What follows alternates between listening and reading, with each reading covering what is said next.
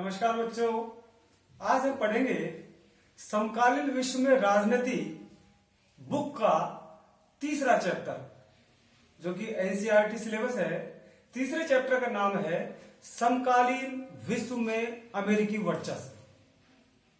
समकालीन विश्व में अमेरिकी वर्चस्व वाला चैप्टर बोर्ड एग्जाम में 4 अंक का है और इन 4 अंकों का डिवाइडेशन इस प्रकार से है कि एक एक नंबर के 2 प्रश्न आएंगे और एक प्रश्न आएगा 2 नंबर का। समझे? एक एक नंबर के 2 प्रश्न और एक प्रश्न आएगा 2 नंबर का। इस प्रकार 4 नंबर का ये लेसन है। तो 4 नंबर के लेसन के आधार पर ही हम इस पाठ को पढ़ेंगे। समकालीन विश्व में अमेरिकी वर्चस्व से अभिप्राय यह है कि दूसरे विश्व युद्ध के बाद पूरा विश्व 2 ध्रुवों में बढ़ चुका था, लेकिन 1991 के बाद जब संयुक्त राष्ट्र संघ सोवियत संघ का विघटन हो गया था, उसके बाद में 2 ध्रुवीयता का अंत हो गया था। 2 ध्रुवीयता के अंत के बाद यानी 1991 के बाद पूरे विश्व में सिर्फ एक ध्रुवीय दबदबा कायम हो गया और वो एक ध्रुवीय दबदबे अमेरिका का था। तो अमेरिका का पूरे विश्व में कैसे दबदबा हुआ, कैसे दबदबा बना, उसके बारे में इस चैप्टर में अपन पढ़ेंगे। तो अपन इस चैप्टर को पढ़ें उससे पहले हम थोड़ा सा बैक में जाएंगे कि 1991 से पहले 1990 में इराक ने कुवैत पर आक्रमण कर दिया था। और जब कुवैत पर आक्रमण कर दिया तो संयुक्त राष्ट्र संघ ने उस समय ये निर्देश दे दिया कि इराक के ऊपर सैनिक कार्रवाई की जाए, बल प्रयोग किया जाए। उस समय अमेरिका के राष्ट्रपति थे जॉर्ज बुश। जॉर्ज बुश ने इस घटना को नई विश्व व्यवस्था की संज्ञा दी। आपके दिमाग में प्रश्न उठेगा कि नई विश्व व्यवस्था की संज्ञा क्यों दी? तो नई विश्व व्यवस्था की संज्ञा इसलिए दी जॉर्ज बुश ने क्योंकि अब से पहले संयुक्त राष्ट्र संघ ने कभी भी ऐसा कदम नहीं उठाया। चाहे क्यूबा मिसाइल संकट हो या बर्लिन का मामला हो या अफगानिस्तान का मामला हो या कांगो का मामला हो, कभी भी संयुक्त राष्ट्र संघ ने अपनी उपस्थिति दर्ज नहीं कराई। लेकिन जब कुवैत पर इराक ने आक्रमण कर दिया तो संयुक्त राष्ट्र संघ ने बल प्रयोग की अनुमति दे दी। उस समय जॉर्ज बुश ने अपनी सेनाओं के साथ लगभग 40 देशों की 6,60,000 सैनिकों के साथ उसने इराक पर हमला किया और उस हमले को, उस युद्ध को कंप्यूटर युद्ध की संज्ञा दी गई। कंप्यूटर युद्ध की संज्ञा इस वजह से दी गई क्योंकि वो पूरा युद्ध व्यापक रूप से टेलीविजन में प्रसारण हो रहा था, एक तरह से वीडियो गेम की तरह चला था। तो उसको कंप्यूटर युद्ध की संज्ञा दी गई और उसको उसमें एटमी बमों का प्रयोग किया गया था। वीडियो गेम वार भी उसको कहते हैं। तो इस तरह से प्रथम खाड़ी युद्ध हुआ और उस प्रथम खाड़ी युद्ध में जितना अमेरिका का नुकसान हुआ उससे कई गुना ज्यादा जर्मनी, इटली, यूरोपीय देशों ने अमेरिका को फंड उपलब्ध करा दिया था। यानी अमेरिका तो प्लस में ही रहा। दूसरा उसको एक फायदा यह भी हो गया कि पूरे विश्व में उसका दबदबा कायम हो गया। उस समय इराक के राष्ट्रपति सद्दाम हुसैन थे, तो सद्दाम हुसैन भी कहां झुकने वाले थे। लेकिन इस तरह से प्रथम खाड़ी युद्ध हुआ। अब प्रथम खाड़ी युद्ध के बाद हम इसमें देखेंगे, पहले कोई स्टार्टिंग एक बार दोबारा से आपको कर देता हूं, दोबारा रिवाइज करवा देता हूं। ये क्लास केवल रिवाइज क्लास है, इसमें सिर्फ सिलेबस के आधार पर ही आपको पढ़ा रहा हूं मैं, क्योंकि 10-5 मिनट में मैं पूरा पार्ट कंप्लीट करता हूं। तो थोड़ा ध्यान से देखिए आप, ये रिवाइज क्लास है। शीत युद्ध के अंत के बाद संयुक्त राज्य अमेरिका विश्व की सबसे बड़ी ताकत बनकर उभरा। इस दौर को अमेरिकी प्रभुत्व या एक ध्रुवीय विश्व का दौर कहा जाता है। अर्थात 1991 का बाद का दौर अमेरिकी वर्चस्व का दौर रहा। अब आगे हम देखेंगे, इसमें हम अमेरिकी वर्चस्व के राजनीतिक, आर्थिक तथा सांस्कृतिक पहलुओं के बारे में चर्चा करेंगे। कुवैत और बसरा के बीच की सड़क को हाईवे ऑफ डेथ यानी मृत्यु का राजपथ कहा गया। 1 नंबर का प्रश्न, हाईवे ऑफ डेथ किसे कहा गया है? तो कुवैत और बसरा के बीच की सड़क को हाईवे ऑफ डेथ कहते हैं। कुवैत इराक युद्ध के दौरान वहां पर इतनी मारकाट मची थी, इतनी लोगों की हत्या हुई थी, तो उसको क्या नाम दिया गया? हाईवे ऑफ डेथ यानी मृत्यु का राजपथ।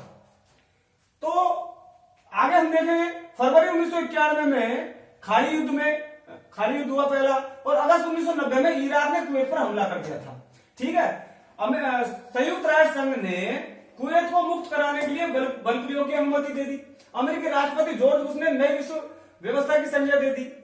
अब आप इसमें देखेंगे कि इस अभियान को जो अमेरिका ने चलाया, उस अभियान का जो नेतृत्व कर रहा था, जिस अभियान का नाम था operation of desert storm, operation of desert storm, उस ऑपरेशन का नाम था इराक कुवैत में जो मामला हुआ था। और उसका जो जनरल था, जो उसका नेतृत्व कर रहे थे, वो अमेरिकी जनरल थे नॉर्मन श्वार्ज़कॉफ। नॉर्मन श्वार्ज़कॉफ उसके जनरल थे। और यूएसए ने के उसमें जो 6,60,000 जो सैनिक थे, उसमें 75% सैनिक अमेरिका के थे। आगे आप देखिए कि उसके बाद में बिल क्लिंटन 1992 में अमेरिका में राष्ट्रपति चुनाव हुए। अमेरिका के में राष्ट्रपति चुनाव के दौरान वहां पे जो डेमोक्रेटिक पार्टी का जो प्रत्याशी थे वो थे बिल क्लिंटन, और रिपब्लिक पार्टी के प्रत्याशी थे जॉर्ज बुश।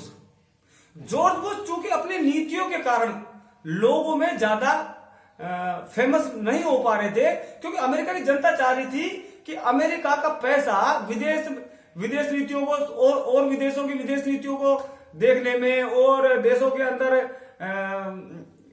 नुक्ताचीनी करने में या गड़बड़ करने में लगा हुआ। तो जॉर्ज बुश की नीतियों से अमेरिका के लोग खुश नहीं थे। जबकि जो बिल क्लिंटन था, जो डेमोक्रेटिक पार्टी के थे, तो बिल क्लिंटन ने क्या किया, उसका एक एजेंडा था, चुनावी एजेंडा क्या था उसका, कि जो विदेश नीति के बजाय उसने घरेलू नीति को शामिल किया। बिल क्लिंटन ने अपने राष्ट्रपति के चुनावी एजेंडे में विदेश नीति के बजाय घरेलू नीति को शामिल किया, लोकतंत्र को। और बिल क्लिंटन ने अपने जो शासनकाल में, बिल क्लिंटन 2 बार राष्ट्रपति चुने गए, 1992 के राष्ट्रपति चुनाव में भी और 1996 के राष्ट्रपति चुनाव में भी। यानी 8 वर्ष बिल क्लिंटन का शासन रहा, मतलब राष्ट्रपति रहे अमेरिका के। और बिल क्लिंटन ने अपने काल में 8 वर्ष के कार्यकाल में क्या काम किया, इसने लोकतंत्र को बढ़ावा दिया, जलवायु परिवर्तन के बारे में काम किया और विश्व व्यापार को इसने बढ़ावा दिया।